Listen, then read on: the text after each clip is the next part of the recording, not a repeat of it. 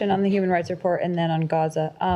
What would you, without getting into the specific reports for specific countries, what do you say to the perception that some of the watered down reports appear to be for countries that have worked closely with the Trump administration? Well, I think that obviously President Trump is someone who's been working with a lot of countries. He's a man who's very active, as is the secretary. I would ask that people view this as an indication of our point of view in general, that there's no country that is singled out for condemnation or singled out for praise. It's the nature of the consistency of how our diplomats, how President Trump and Secretary Rubio view the nature of what's happening in those countries. It does look different. It is a different approach. Philosophically, the American people voted in an approach that Donald Trump had described to them, and this happens again with every administration during the transition year when it comes to what matters to them and how they're going to project their own point of view, while also still making sure that Americans see the nature of what's happening around the world, because it's an important issue. And obviously, again, through our actions, I think we've demonstrated more than perhaps the previous administration with their giant reports.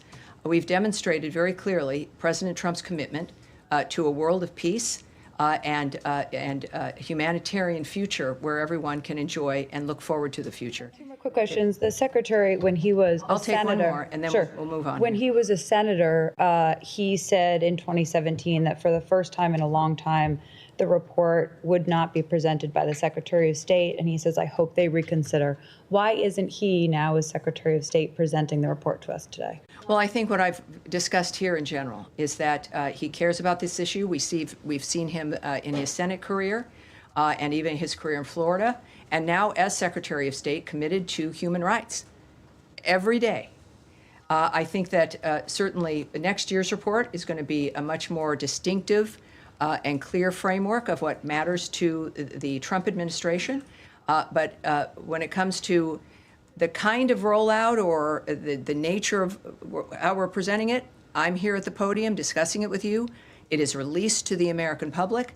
It was released to what's known, for friends watching at home, our bullpen, which are reporters who cover state and work from this building, attached to a variety of different platforms in the country and around the world. So I think that Secretary Rubio's approach, his work, speaks for itself when it comes to his personal commitment to these issues. Spokesperson Tammy Bruce addressed concerns about the perception that some U.S. human rights reports appear watered down for countries that have closely worked with the Trump administration. She emphasized that no nation is singled out for either praise or condemnation, explaining that the reports reflect a consistent diplomatic perspective shaped by the administration's philosophy. Bruce noted that the Trump administration takes a different approach from previous governments, aligning with the priorities Americans voted for.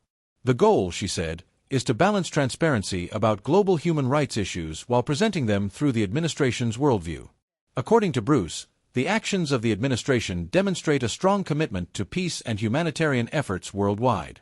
When asked why the Secretary of State is not personally presenting the report, Bruce explained that the Secretary has a long-standing personal dedication to human rights, dating back to his Senate career and work in Florida.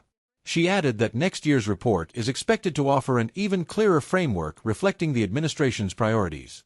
The current report was released publicly and to reporters, with Bruce presenting it as part of the official rollout, underscoring the administration's ongoing commitment to addressing human rights issues globally.